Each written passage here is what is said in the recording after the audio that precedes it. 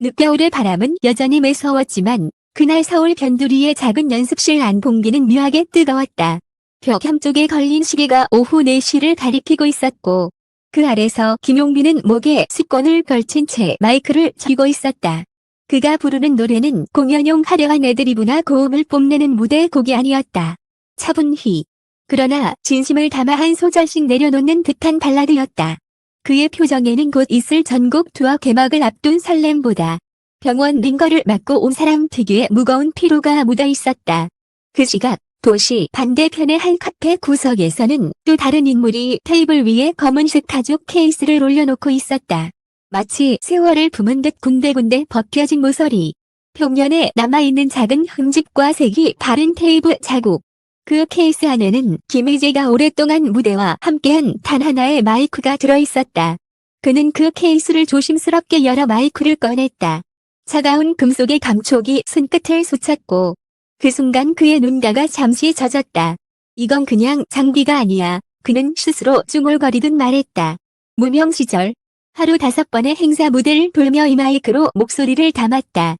빗속에서도 무대 조명이 나가지 않은 체육관에서도 소리가 터지지 않아 급히 고친 날도 있었다. 수많은 첫 무대와 마지막 무대가 이 마이크 안에 고스란히 녹아 있었다. 그리고 오늘 그는 이 마이크를 후배에게 건네주기 위해 마음을 굳혔다.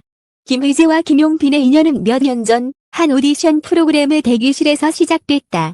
대기 순서를 기다리며 숨을 고르던 김용빈은 유난히 긴장한 듯 보였다.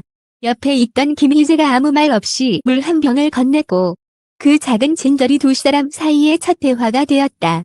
그때부터 그들은 서로를 경쟁자가 아닌 무대에서 살아남아야 하는 동료로 바라보았다. 누군가가 먼저 무대를 마치면 다른 한 명은 끝까지 객석에서 그 무대를 지켜보는 습관이 생겼다. 시간이 흘러 두 사람은 각자의 길에서 이름을 알리기 시작했다. 김희재는 전국을 돌며 공연했고 김용빈은 신곡과 무대에서 빠르게 성장했다. 하지만 두 사람 모두 무명 시절의 빛과 같은 기억을 간직하고 있었다. 그것은 조명도 카메라도 없이 오직 목소리 하나로 버텨야 했던 시간이었다. 전국 투어 첫 무대 소식을 들은 날 김희재는 깊은 고민에 빠졌다. 꽃다발이나 화려한 선물 대신 무엇이 가장 그를 격려할 수 있을까? 오래 걸리지 않았다. 그 마이크. 한 장비 이상의 의미를 가진 무대 위 날개 같은 존재였다. 그는 케이스 안쪽에 작은 메모를 끼워 넣었다. 무대가 널 불렀더라. 이젠 내 차례야. 공연 당일, 김희재는 일부러 공연 시작 전 객석에 나타나지 않았다.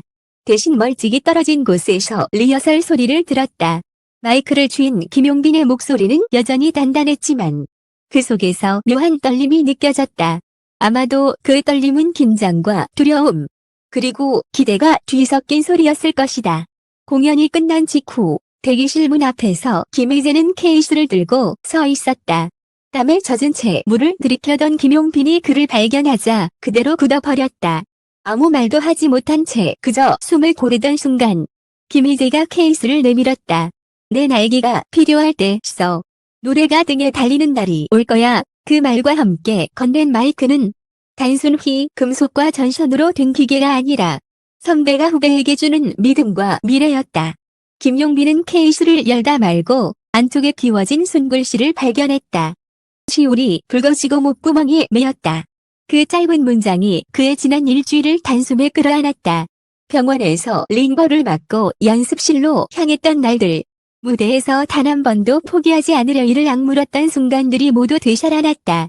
둘만이 나눈 짧은 대화는 그 어떤 장문의 편지보다 강렬했다. 언젠가 이걸 다시 돌려줘. 그때 내 무대가 더 커져 있을 거니까. 김희재의 목소리는 낮았지만 단단했다. 김용빈은 고개를 끄덕이며 대답했다. 형, 같이 노래해주세요. 그 장면을 목격한 스태프 한 명이 조용히 사진을 남겼다. 배경에는 화려한 조명도 관객의 함성도 없었다. 단지 두 사람이 서로의 손을 꼭 잡고 있는 모습, 그리고 마이크 케이스가 있었다. 그 사진 한 장은 생대에 퍼져 나가며 순식간에 수십만 번 공유됐다. 해시태그는 형제의 마이크, 날개의 시작이었다. 팬덤은 폭발적으로 반응했다. 김희재 팬클럽과 김용빈 팬클럽이 동시에 희망의 마이크 캠페인을 시작했다. 마이크를 상징으로 삼아 소아병동의 음악치료기금을 기부하자는 제안이었다.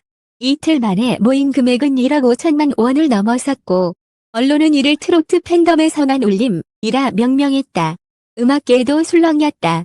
한 공연 기획자는 마이크 전달이라는 상징적 장면 하나로 스토리가 완성됐다. 이건 마케팅이 아니라 서사라고 말했다. 방송사와 음원 플랫폼은 두 사람의 합동 무대를 기획하자는 논의를 시작했고 일부 해외 스트리밍 서비스는 이 장면을 소재로 한 다큐멘터리에 관심을 보였다.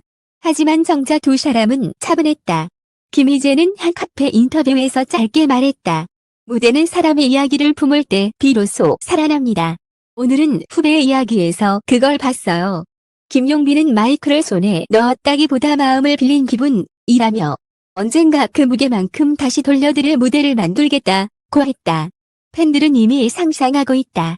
연말 시상식 무대에서 두 사람이 한 마이크를 번갈아 들고 보고 싶다 친구야를 부르는 모습. 혹은 전국 투어 피날레에서 김희재가 무대에 등장해 이제 돌려받으러 왔다며 마이크를 들어 올리는 장면을. 그 상상이 현실이 될지 알 수 없지만 건 방향이 이미 정해졌다는 것이다. 모든 시작은 조용히 모자를 눌러 쓴 채 한 후배의 무대를 바라본 선배의 마음이었다. 그리고 그 마음이 깃든 그 마이크가 김용빈에게는 새로운 날개가 되었다. 그 날개가 어디까지 날아오를지 이제는 모두가 지켜보게 될 것이다. 음악은 그렇게 한 사람의 손끝에서 또 다른 사람의 심장으로 전해지고 있었다.